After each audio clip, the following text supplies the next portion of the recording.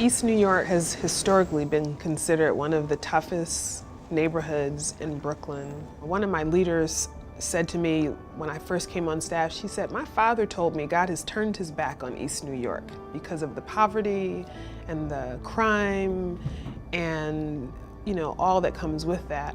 But when I walk through the streets of East New York, I feel the pleasure of God." To hear him say, "I want you planted in that community," it's a gift that I couldn't even have prayed for, because I have been invited to join God in his love for a community that many have discounted. I live where I work. When I told my friends I was leaving that other neighborhood and moving to East New York, they were incredulous. They were like, "Are you crazy? Do you know about East New York?" I was like, "No, what should I know?" My first friend was my neighbor's daughter who lives upstairs. She was 13 years old.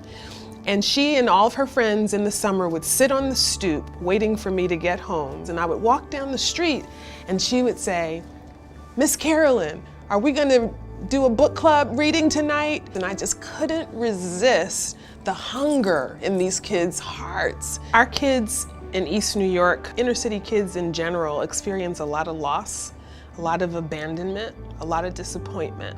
And they don't really care what you know or who you know as much as they care about you caring about them.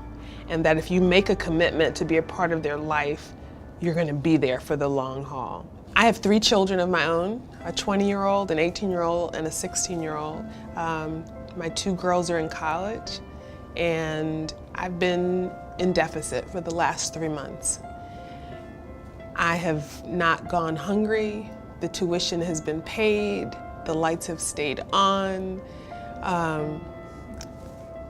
God has promised to meet every need, and he keeps doing it. He just keeps doing it, and I don't know how, but he promised that he would, and he's made good on it.